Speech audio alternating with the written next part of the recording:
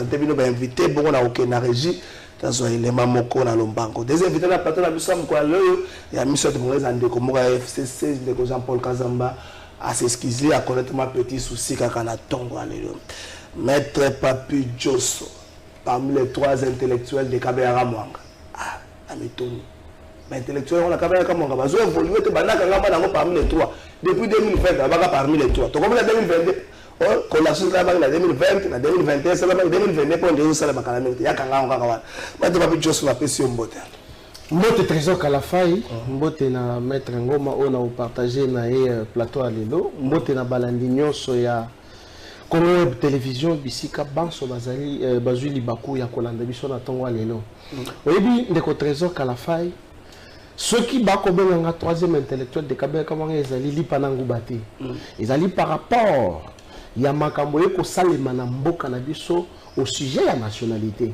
ozomona que nationalité ya ba politicien ebele ezali douteuse soki ozwi Katumbi nationalité douteuse o bazobenga ya ngeli soki omoni Joseph Kabila certains vont vous dire que c'est un Tanzanien bamosusu bakoyi biso aza Rwandais ainsi de suite mais le kona biso toza ba fils du pays c'est comme ça que comme j'ai des ambitions politiques à la face du monde au niveau national et international, bah déjà que Maître Papi Josso Azali, troisième intellectuel de Kabera Kamanga, et aussi les prophètes politiques.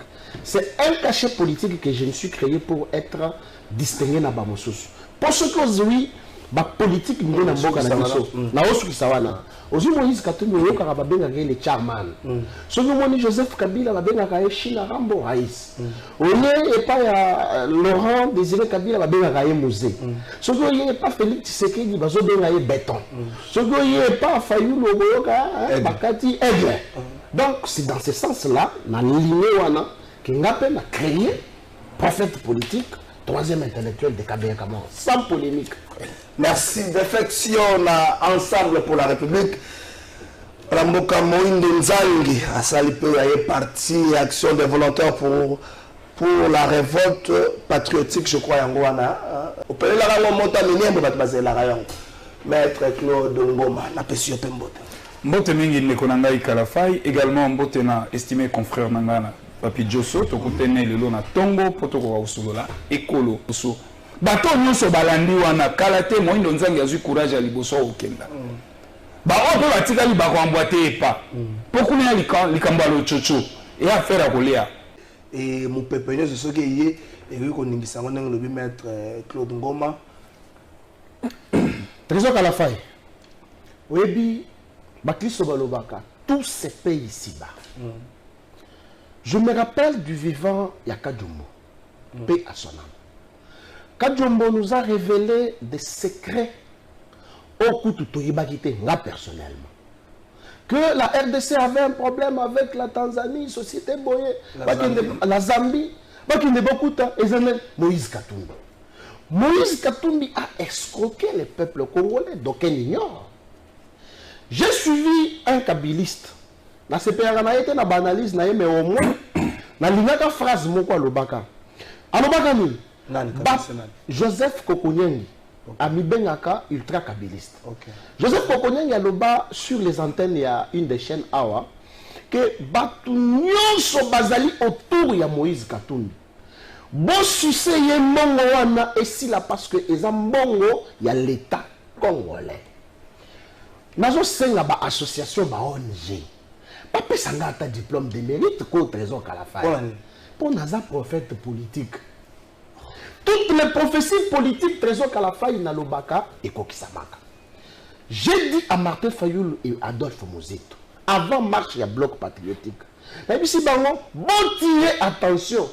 Aussi longtemps que Bossi Bobengi Joseph Kabila Azalana Bino, Bokeba. Je suis au monimé au lobby na Blanchard qui est solo ya ministère. On a yebisaka Mozito na Martin Fayoul. Nazoloka solo ya séparation. Lelo, confrère yako be ya monté. Donc ensemble pour les Katanga, non, ensemble pour la République. Bon, nengo bengi yango, eza parti politique, ezanga sens, ezanga couleur, ezanga fondation, ezanga soubassement. Pourquoi? Parce que d'abord, c'est un parti qui est créé par un commerçant. est-ce qu'un commerçant a créé un parti politique et que le parti politique a un avenir? Non.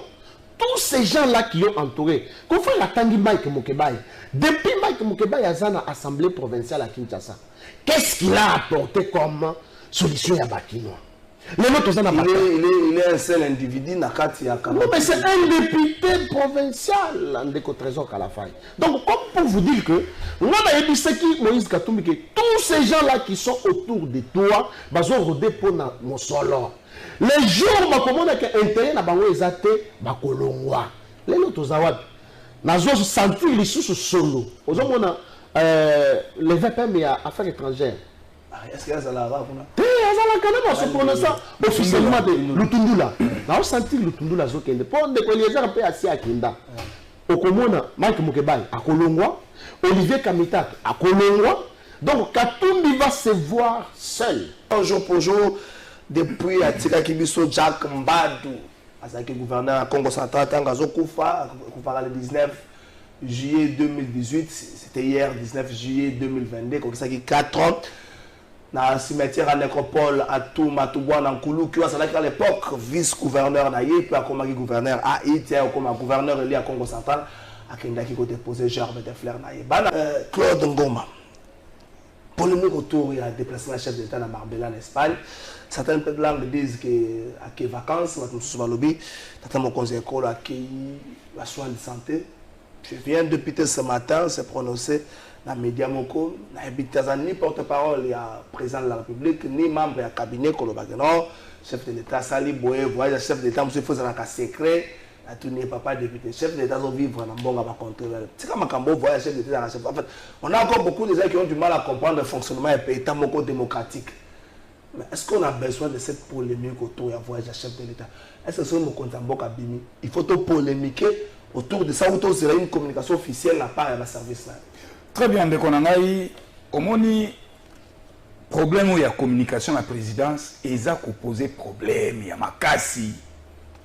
Bah service n'est sur la communication, on a évité moi l'amboka chilombo, soit ça dépassé ou quoi.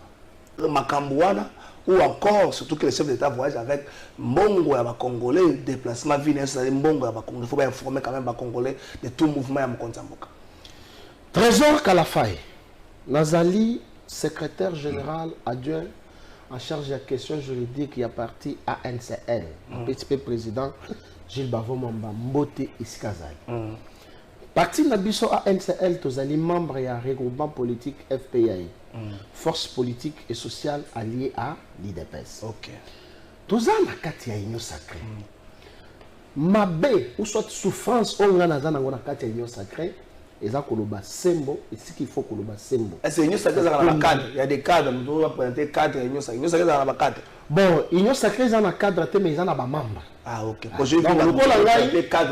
Donc ça dépend, il y a terminologie à Moutou. On a Nazali, membre de l'union sacrée, via parti politique. Ok. Et donc, la difficulté, on a l'union par rapport à ce qui Moutou, il y a l'union sacrée, à Salim Beba. On a la pour dénoncer.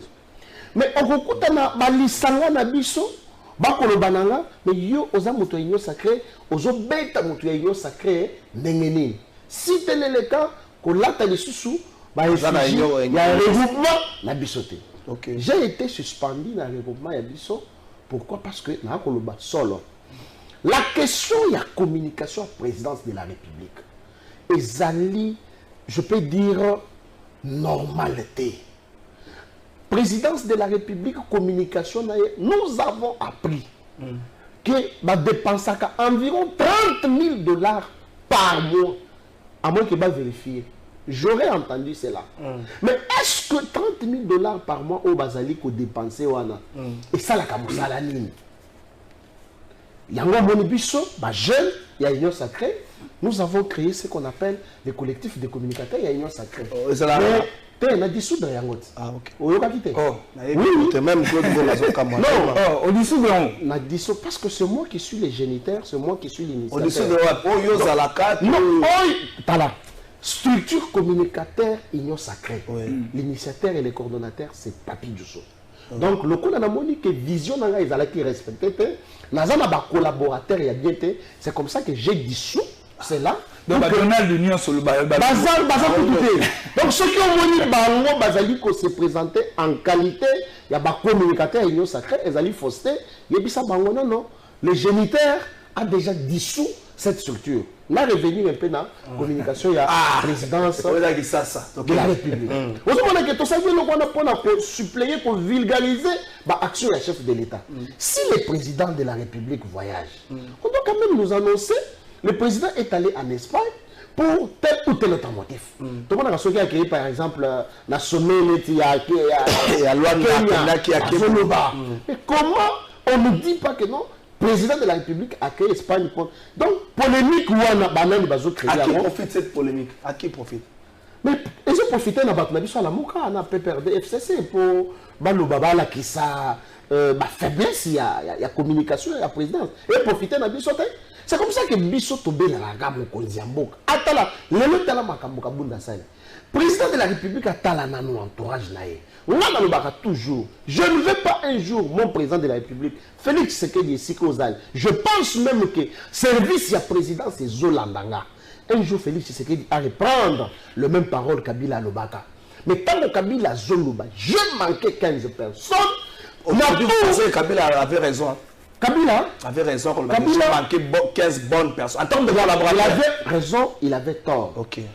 Raison pourquoi? Parce que il a oui, il est tort parce que il a reçu à rendre ma professeur à l'université Badialelo. Batunaye na betelo lisolo ya ndena sala caricature ya ba prof nyoso mo vasakani Evariste Bochab Nemi Mouyanya professeur Luman bango tout nyoso. Ils ont pris leur diplôme. Ça, c'est mon imaginaire.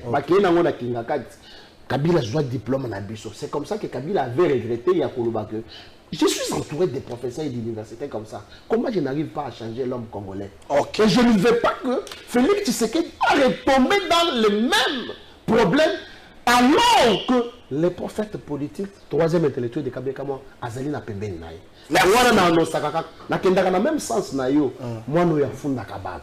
Moi aussi je dénonce. Le nom Koloba Ngobila a démissionné en tant que gouverneur de la ville à Kinshasa. Je n'arrive pas à comprendre pourquoi.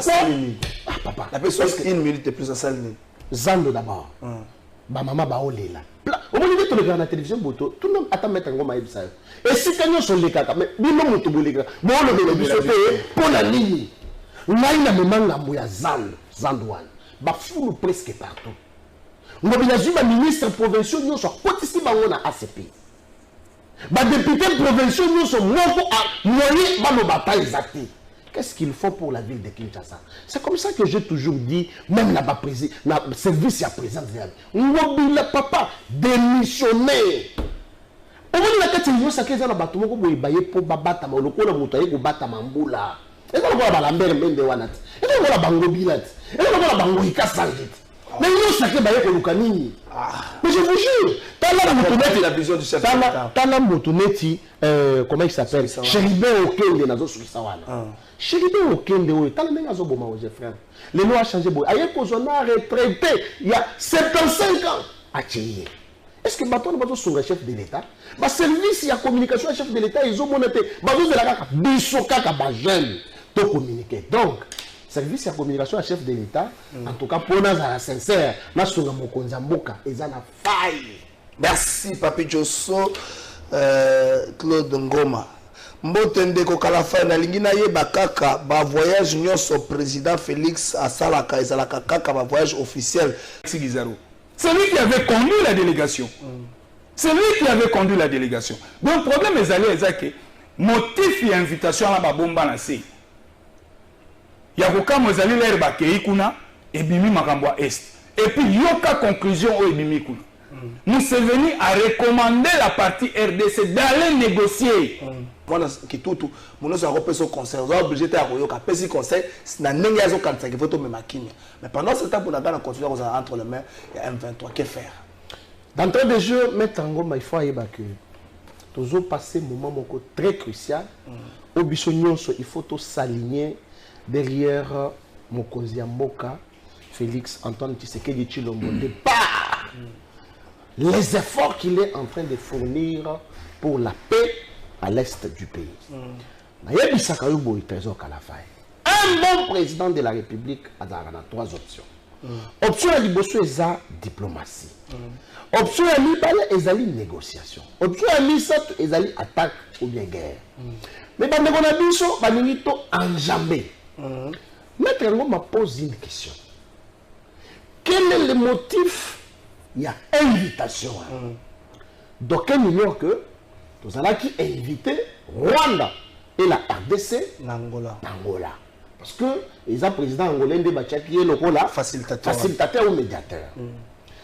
Quand nous sommes arrivés là-bas, le président Félix Tshisekedi avait une seule option. Décision plutôt. Soit c'est la guerre totale, ou soit c'est le retrait total, il y a un groupe M23. Et comme nous avions indexé les droits, que c'est le Rwanda qui nous attaque, Paul Kagame est venu. Tant que vous voyez, le problème, il y a M23, ils ont bissoté, ils ont gâté, mais ils ont lié Ouganda. C'est ça la raison. Il y a invitation, il y a président ougandais dans RDC. Parce que lui n'était pas là-bas. Mais Ayobi Kongo na Salini et Bimi. C'est comme ça que à Benibis. Mais malin qu'il est, parce que Azali Kosala, Azana coalition na Rwanda. Rwanda, Ouganda, Bazabatumoko. Les ennemis de la République démocratique du Congo. Vous pouvez vous imaginer. Kabuta Museveni a refusé de dialoguer avec FDLR. Et ça va ADEF ou bien FDLR? ADEF. Il a refusé. Kagame n'est pas naïe à Boyeki sur le FDLR. Mais comment ces papas ici se donnent le courage?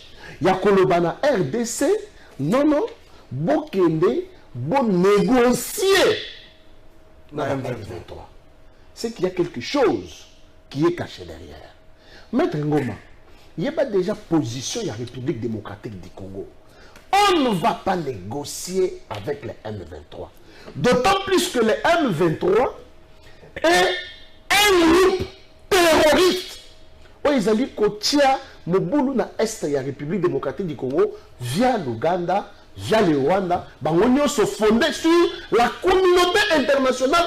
Ils sont hypocrites. Félix Tshisekedi aza na problème monene. Problème bien Félix Azobunda abunda kaka na Rwanda Ouganda te. Félix Azobunda na communauté internationale. J'ai jamais vu. Est-ce que yo somona pendant le règne de 18 ans Kagame a bimana ba sortie médiatique na Tongo aza na France 24 na poko aza boye na. C'est que la position qu'a prise le président de la République ou soit la RDC et jusqu'à ce que une solution va être trouvée dans Estambour qui est Ekokota Bozalaka. Mais tu n'as fait que ça la magité pour comme territoire à M23. Donc, si tu as un régime qui est sérieux, tu as une guerre pendant que Bozo Bunda, une diplomatie qui a pu même abîmer dans négociation. Tala Batoubazo sur le président de la République. Comment vous pouvez vous imaginer les gens qui ont travaillé pendant plus de 14 ans dans la société Wana. Mais la société, Bazo paye sa bande de Wana, des comptes finaux il y a 500 000 francs. Est-ce que si bango de compte final tu vas garder bango dans l'entreprise à Sika? Non, garder bango dans l'entreprise de compte final. Et nous on contre imaginez-vous un père de famille ou une mère de famille, Bako paye un des comptes final il y a 500 000 francs. 250 $. Ministre du travail, Bouchibé. Gouvernement de la ville à Kinshasa, il faut président de la République à Mekanam Kota Lango Lissous. Les députés provinciaux, Mike Mukebai, Mike Mukebai Azao. Victoire chaque jour. Nous avons un message dans le lobby. Président Félix Tshisekedi a dit la gestion en Robila. Non, mais qui sont responsables? Est-ce que le président, est-ce que le président a la compétence, constitutionnelle, ils ont reconnaître compétence à président de la République à évoquer le gouverneur? Non. Ils ont des députés provinciaux. Okay. Mais est-ce que les députés provinciaux, Mike Mukeba a dit Salamini dans l'Assemblée provinciale? Junior de Malem a dit Salamini dans l'Assemblée provinciale. C'est 30 secondes. Oui, 30 secondes. Question, il y a Jean-Marc Kaboun. Maître Ngoma, bon, j'ai droit intellectuel, que non, Makambo est à Bino. Je peux reconnaître ça au FCC. Bah, toi, FCC n'est pas le bac, à moins que Bino beaucoup mis à FCC. Bah, toi, FCC n'est pas le bac, que régime les a bajusser. Alors que nous sommes au Moni Bango samedi, la 9, na Kingakat, yo pe na mon inquiété. Na mon dit pas journaliste, bah, comme Mino Kuna. On a 2500. Là, on a épée. Alors, Kabundo n'a dit que c'est que les gens ont déjà dit. À Sali Lokola, un plagiat politique. Mais je vous dis, un plagiat politique. Qu'est-ce qui est de nouveau au Kabound à l'Obiwan? Et Kabound, Nazo Sukisawana, à la question de immaturité politique. Un homme politique ne peut pas faire ce que Kabound a fait. Merci.